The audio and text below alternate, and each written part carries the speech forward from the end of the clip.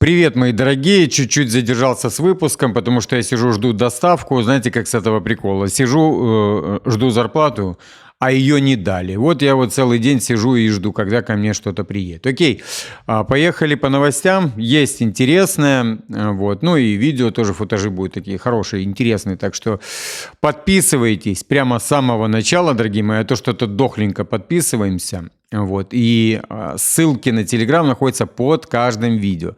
Чтобы вы не спрашивали, где найти, под каждым видео, в описании каждого видео есть ссылка на Telegram.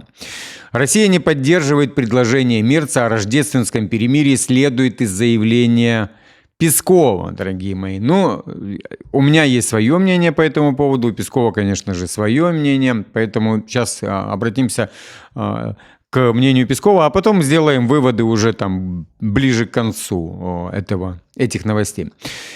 Сейчас речь идет о том, выходим ли мы, как говорит президент Трамп, на сделку или не выходим. Наша позиция хорошо известна, она последовательна, она прозрачная, она понятна американцам.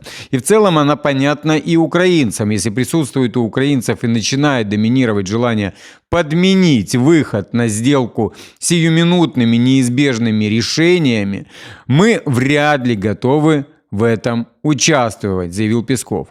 Мы не хотим перемирия, чтобы дать, скажем так, передышку Украине и подготовиться к продолжению войны. Ну, это не передышка, это будет просто тотальная мобилизация, ловить будут всех. Я вам покажу один интересный кадр, одно интересное видео, чтобы многие мужчины в Европе задумались. Вот. И также накачивание оружием ракет. Вот то, о чем я и говорил. Они берут 100 дней на выборы, уже он сужает это до 60 дней. За 60 дней они просят, чтобы американцы следили там за Россией, чтобы она не наносила никакие удары и соблюдала. И берут для себя, знаете, такое пространство для маневра в двух вариантах. То есть, если Россия будет соблюдать все условия по тому, чтобы прошли выборы, которые они в любом случае сфальсифицируют, они будут еще параллельно закачивать туда оружие, я имею в виду в Украину, и те же ракеты и так далее, проводить мобилизацию, подготавливать новых, окапываться, бетонироваться и так далее. И второй вариант, если же Россия поймет, что они делают, а Россия и так понимает, потому что никто не идет на перемирие, как говорится, там, на 2, на 3 дня, на рождественские, на какие угодно, то тогда они будут орать во все горло, вот почему нельзя проводить выборы. Хотя логика совсем другая, дорогие мои, как вы понимаете прекрасно. Поехали дальше. У нас сейчас, знаете, такое идет все во вбросах. Тут есть и ABC News. Мы тоже разберем, почему эти вбросы в большом количестве. Это Рябков, который заявил, что, по мнению ABC News, Украина и Россия находятся на пороге мирного соглашения, заявил Рябков. Это замглавы МИДа России. Там сегодня Лавров совсем другие заявления делал. Ну хорошо, окей. Это же ABC, поэтому почитаем. Мы готовы к сделке, сказал Рябков, добавив, что надеется на достижение соглашения скорее раньше, чем позже. Однако, по его словам, Россия не согласна на компромиссы по территориям и на присутствие в Украине войск НАТО. Напомним, что по данным СМИ, обсуждаемый план Трампа предполагает вывод войск Украины из Донецкой области, а российские войска из Днепропетровской, Сумской, Харьковских областей. В соответствии с этим планом линия фронта в Запорожской и Херсонских областях замораживается. По информации СМИ, Кремль также согласен на заморозку линии фронта в этих областях при условии полного вывода украинских войск из Донбасса. Ну, давайте так, это же по информации СМИ. Песков тоже делал по поводу этого заявления, поэтому я тоже прочитаю и уже отойдем именно к этому. Бельгия отклонила новое предложение Еврокомиссии по использованию замороженных активов России для помощи Украине, сообщает Политика со ссылкой на источники. Послы ЕС до позднего вечера пытались убедить Бельгию изменить позицию до саммита Евросоюза в четверг, предложив 3 гарантии. Первое. Бельгия получит доступ к финансированию в размере суммы пакета, если столкнется с судебными исками или ответственными мерами со стороны Москвы. Я думаю, не стоит вестись Бельгии на это. Бельгия, это второе. Бельгия сможет рассчитывать на защиту через этот механизм, независимо от объема финансовых гарантий, которые отдельные страны ЕС предоставят по отдельности. Ее просто, знаете, ее кругом отымеют и все. Не хочу дальше развивать эту тему. Никакие средства не будут переведены, пока эти гарантии не будут обеспечены. Это третье. Да? Кроме того, все столицы ЕС должны будут расторгнуть двусторонние инвестиционные соглашения с Россией, чтобы Бельгия не оставалась одна перед возможным давлением со стороны Москвы. Однако бельгийская делегация ответила, что предложенные меры недостаточны, и без дополнительных гарантий российские средства останутся в Евроклир. Источники издания уверены, что в итоге соглашение будет достигнуто. Но это же опять же политика. Оно висит на сайте Трампа одними из первых, да, вброс СМИ. Политика отмечает, что 67% бельгийцев выступают против конфискации активов России. Да при чем здесь вообще бельгийцы? Это вообще не их дело. Ну, типа, деньги же Россия дала-то не бельгийцам, даже если они будут все против выступать. Это дело Евроклира. Ну, и экономики потом самой Бельгии, которая как раз на этих активах и жила. Ну, со всех сторон. То есть они привлекали, давали гарантии, а теперь, понимаете, они всех возьмут, просто отымеют и все. Поехали еще заявление Пескова, о которых я говорил. Пресс-секретарь президента России Песков отказался комментировать сообщения о возможных гарантиях безопасности Украине, аналогичных положению статьи 5 Устава НАТО. Ну, там тоже интересно по этой статье 5. Мы пока видели газетные публикации. Реагировать на газетные публикации мы не будем. Ну, вот то, что я и говорю, да, там СМИ, да, сообщают, источники СМИ. Текста пока не видели. Когда увидим, будем анализировать, заявил Песков. Он также подтвердил, что Владимир Путин разговаривал с президентом США Дональдом Трампом сравнительно недавно. По словам Пескова, информация о последнем контакте лидеров доступна в публичных сообщениях Кремля. Вероятно, речь идет о разговоре 16 октября. Ну вот, Трамп тоже сегодня инсайднул, что он совсем недавно говорил с Владимиром Путиным. Хочу вам показать Верховную Раду, как она трудится под Щеневмерлика.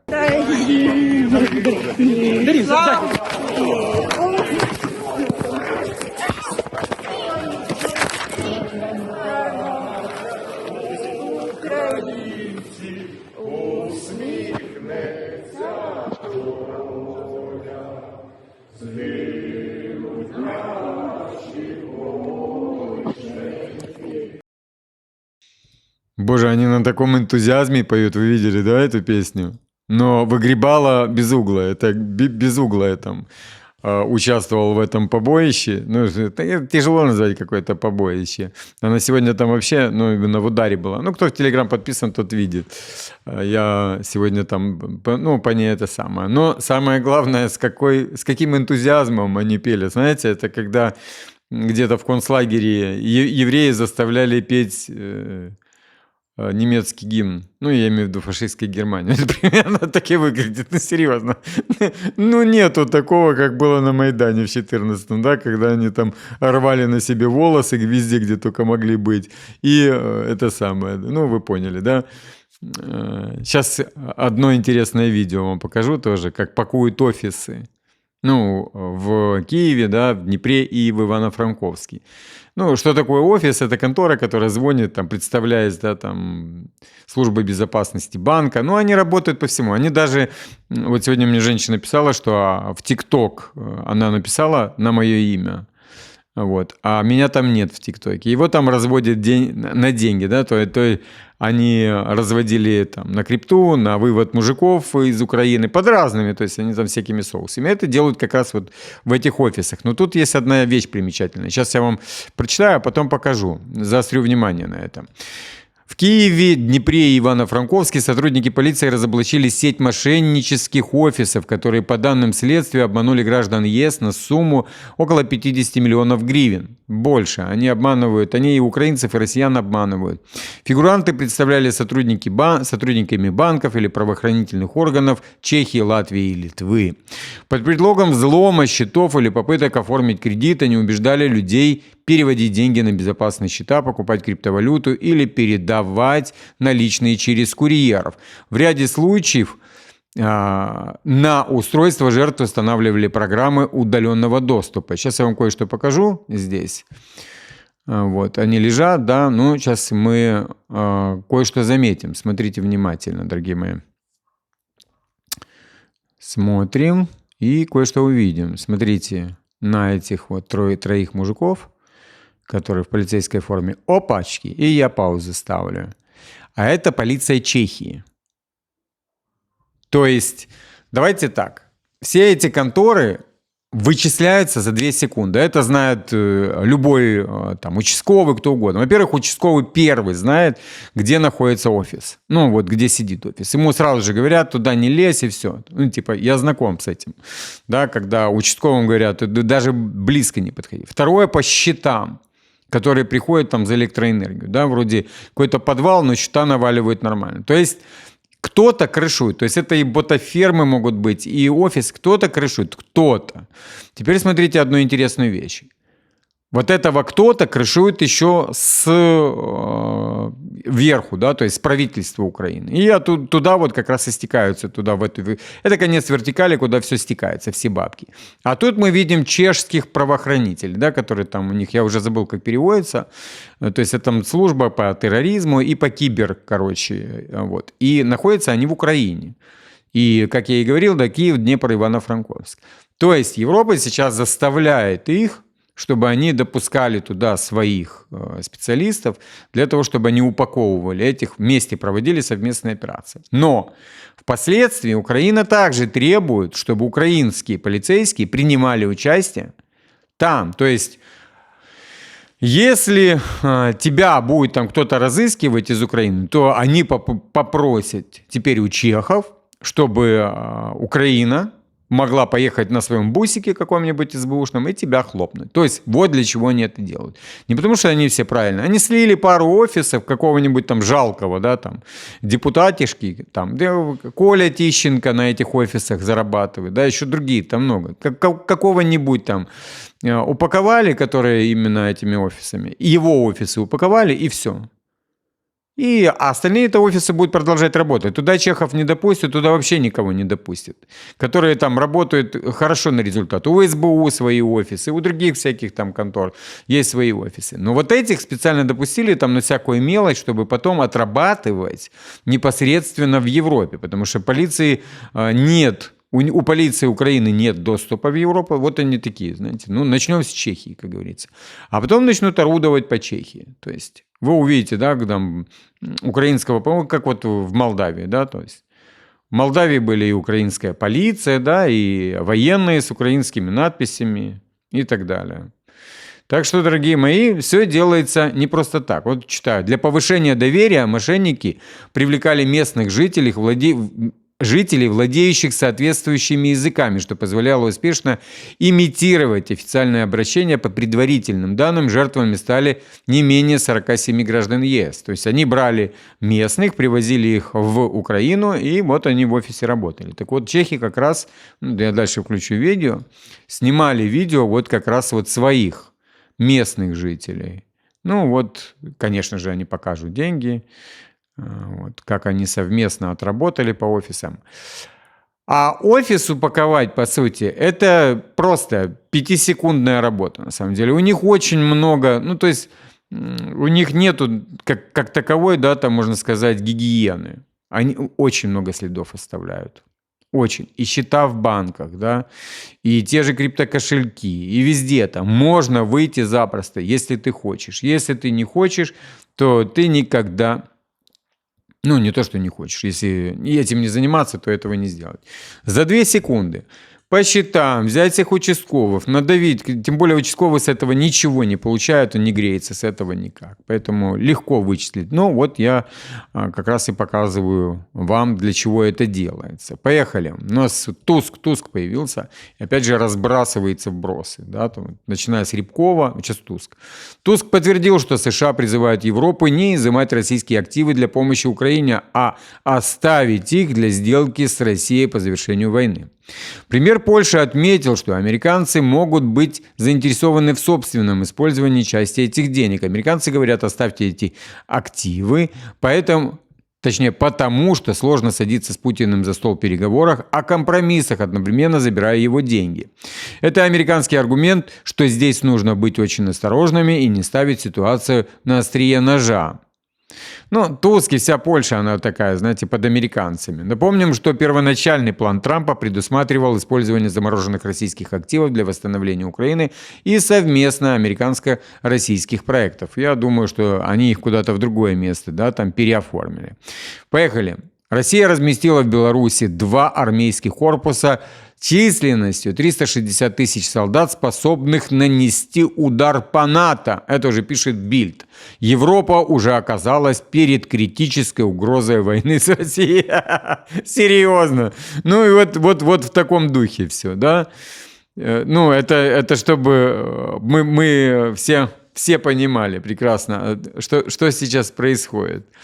Хорошо, давайте сейчас быстренько перейдем в другую плоскость. Например, а что с Миндичем? Был же Миндич-гейт. Куда он дел? Куда дели Миндич-гейт? Куда делся Миндич? Куда все? На него было покушение, Коломойский говорит. Вы не заметили, да, как они профессионально ушли в мирный трек, тянут его ровно столько, чтобы все забыли. Давайте еще по другому вопросу. У нас Зеленский после Миндич-гейта стал вором конченым, да, и просто на него сливали баки. Оно каталось, не знало, чем заняться, и ушла вот эта скотина в не Миндич-гейт, а в мирный трек.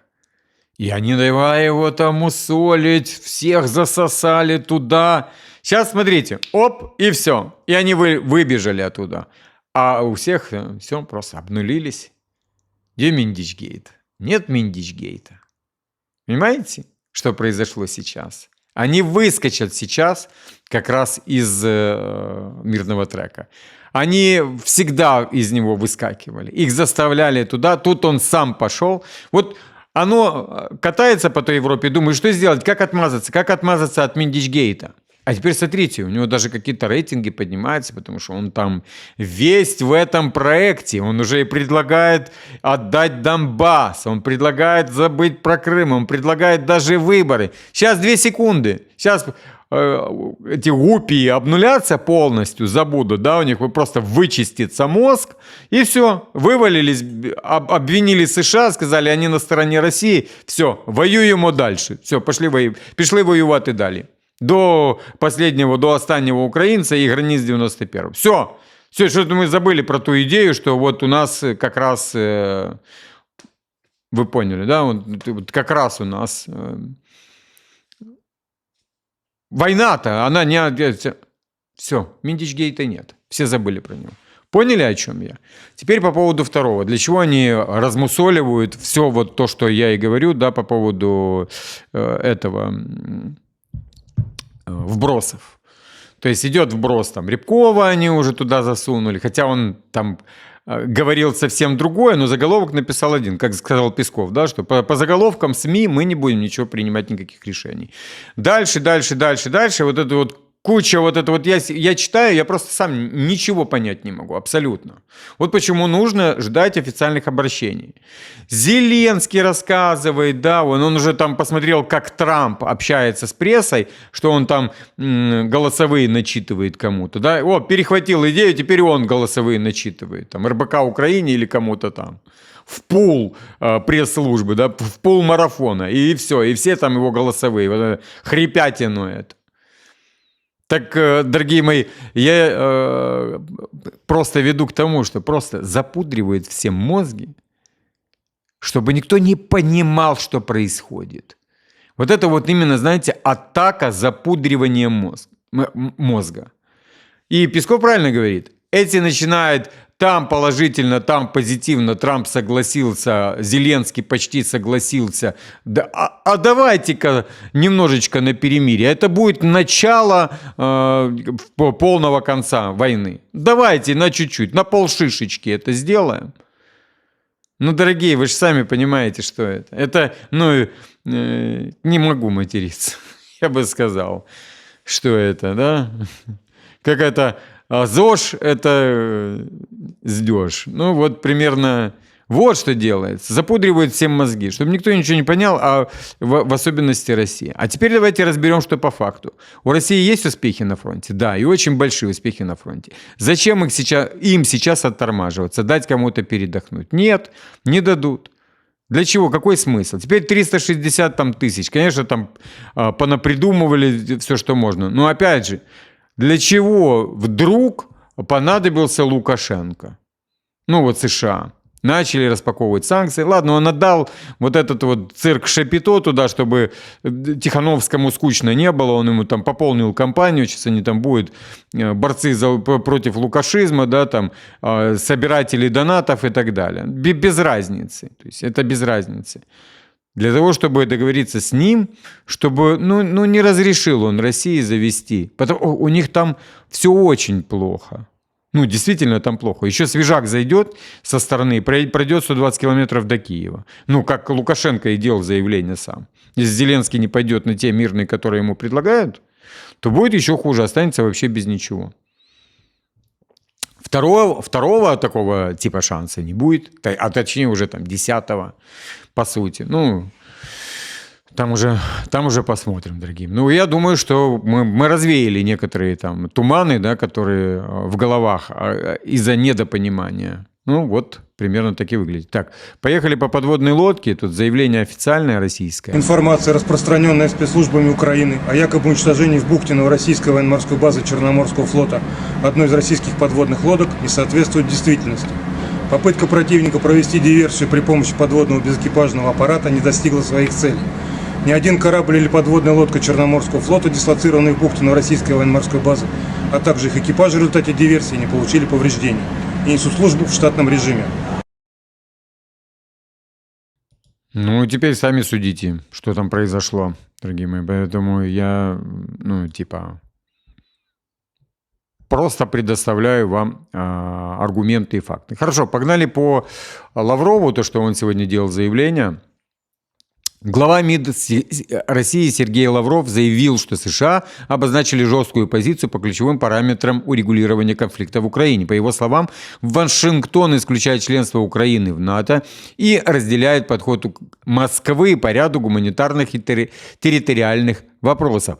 Министр также заявил, что по оценке Москвы США поддерживают необходимость восстановления в Украине русского языка, русской культуры и прав канонической Украинской Православной Церкви, и что русский язык, русская культура, право канонической Украинской Православной Церкви должны быть восстановлены.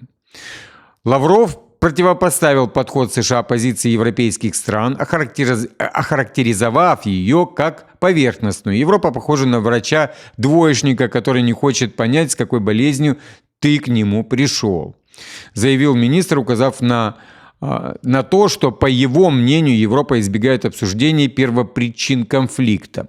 В то же время он отметил, что контакты с американской стороной по оценке Москвы демонстрируют более глубокое понимание ситуации. А вот американцы пытаются разобраться, и последние контакты с ними вселяют надежду, что они глубже понимают нашу позицию. По его словам, российская сторона ожидает дальнейшей реакции Вашингтона по итогам состоявшихся обсуждений. Поэтому процесс идет. Мы ждем реакции от американцев по поводу того, как они говорили. Ну, посмотрим тоже. Мы тоже ждем эту реакцию, дорогие мои. США пообещали России не принимать Украину в НАТО и способствовать передаче территорий, заявил Лавров. Сейчас нужно удалить эти первопричины. Хорошо, что американцы это поняли. Они четко сказали, что никакого НАТО быть не может, и они четко сказали, что те земли, где столетиями жили русские, должны снова стать русскими, заявил Лавров. Ну, он также там продолжил, что российскими. Теперь вот заявление Дональда Трампа, дорогие мои, сейчас послушаем, и потом я переведу.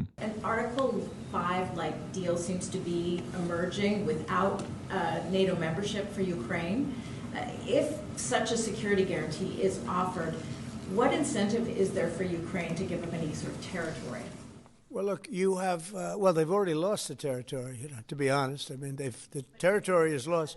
But in terms of security guarantee, we're working with Europe on it. Europe would be a big part of that.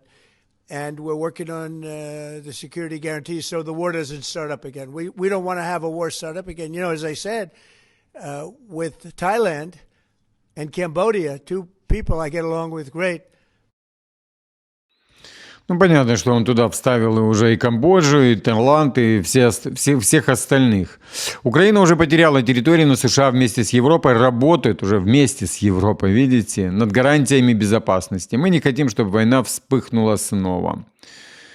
У США были хорошие переговоры с Россией, по крайней мере, Москва хочет мира, сказал Дональд Трамп, дорогие мои. Но давайте так, все больше и больше похоже на некую игру. То есть США в ультимативной форме требовали от Зеленского после того, как он отправил Умерова.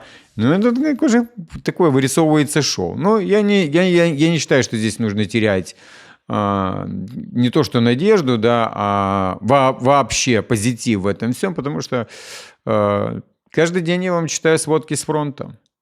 У украинской стороны там точно успехов нет. Ну, окей.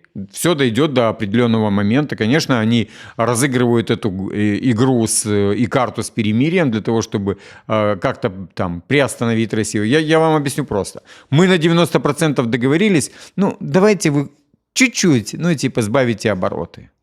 Вот. Вначале там на пару дней перемирия. Потом, давайте же, вы же хотели выборов, чтобы были в Украине. Сделаем выборы и посмотрим.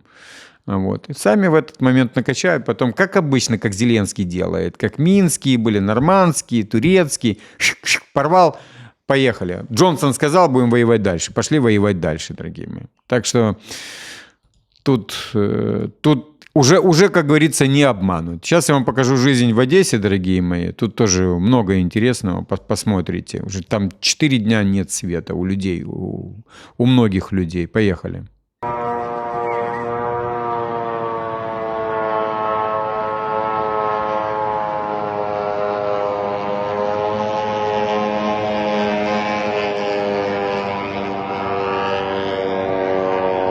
Это прилет Гербера.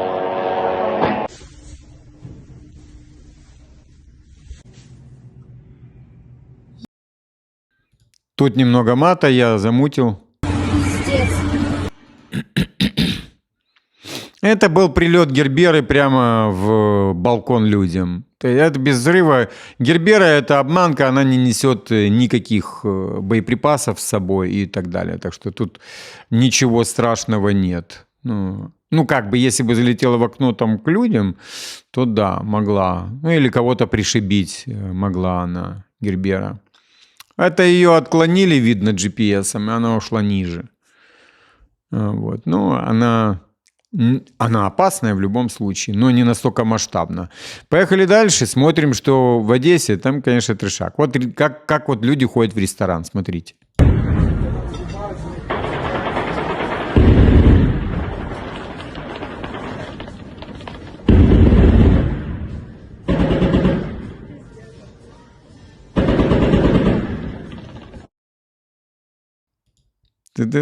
Сходил человек в ресторан. Ну и вот 4-й день блэкаута. Каждое утро в нашем заведении начинается одинаково. Это уже обычай, традиция. Я бы сказал... Ну, я бы сказал, там уже драки идут где зарядиться. Люди ищут по каким-то, я сегодня читал в одесском паблике, как их уже обманывают, там они помыться хотят все, там, хоть чуть-чуть, там, не знаю, зарядиться, помыться, вот, в тепле поспать, ищут гостиницы, уже и гостиничный персонал обманывает. Вот, ну, короче, там тяжело, одесситам очень тяжело сейчас. Хоть город наш находится далеко от линии фронта, но почему-то он очень близко. Ну, и опять же, я же это все подведу к бандеровцам, к нацикам, потому что они оттуда шмалят, и за молдаван также. Потому что Молдавия рядом, которая делает эти дроны, затягивают их в Украину. и как раз вот в Одессу, Одесскую область. Вот Одесса и страдает. Все летит там, к примеру, через город, да, проходит город, для того, чтобы там залететь, где они делают сборку дронов, там это гаражная сборка дронов.